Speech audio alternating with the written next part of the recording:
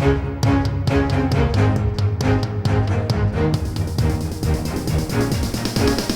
is the Washington Times front page for the final day of February, Monday, February 28th, 2022.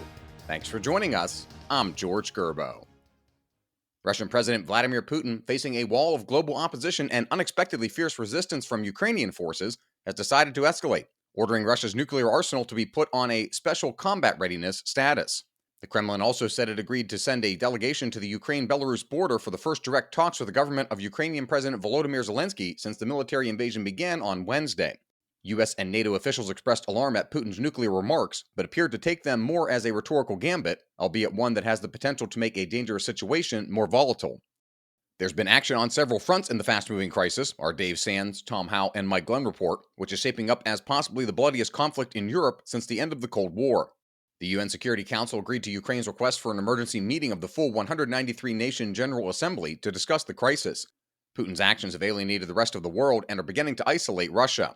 Major demonstrations broke out in capitals across Europe, businesses and sports leagues continue to cut ties to Russia, and the Russian ruble continued to plunge after the Biden administration and allies in Europe and Asia approved punishing financial sanctions.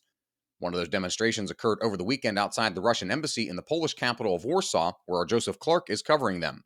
The protests have an extra edge for Poland. In addition to a long and tortured history with Russia, Poland has taken in the bulk of what the UN says were some 368,000 people who had crossed the Ukrainian border into neighboring countries to flee the fighting.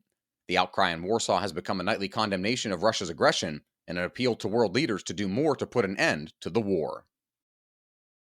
The push to make Judge Ketanji Brown Jackson the first black woman to serve on the Supreme Court should be less contentious and speedier than past Capitol Hill confirmation fights. Legal affairs reporter Alex Sawyer reports that's because President Biden's nominee is replacing a liberal justice and is well known to senators from a floor vote less than 8 months ago that confirmed Jackson to the U.S. Circuit Court of Appeals for the District of Columbia.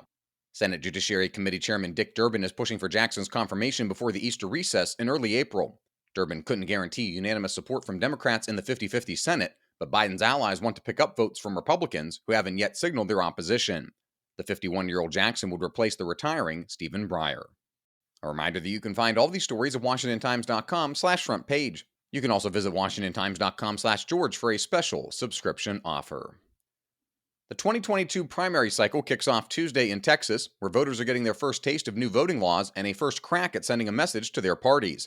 Seth McLaughlin reports the results are expected to set the table for a high-profile gubernatorial battle between Republican Governor Greg Abbott and Democrat Beto O'Rourke in the general election, as well as help decide the fates of the state's newly drawn 38 congressional districts and serve as a barometer for the political climate ahead of November's midterm election.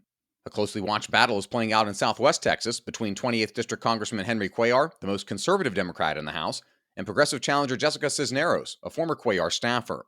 If no candidate receives the majority of the vote Tuesday, the top two will advance to a head-to-head runoff on May 24th. And finally, Susan Ferricchio has a wrap-up from the Conservative Political Action Conference in Orlando.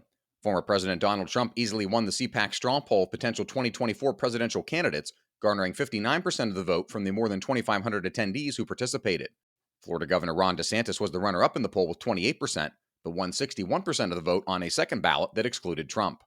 Republican pollster Jim McLaughlin, who conducted the poll, pointed out that Trump's numbers increased by 4 percentage points from last year's poll.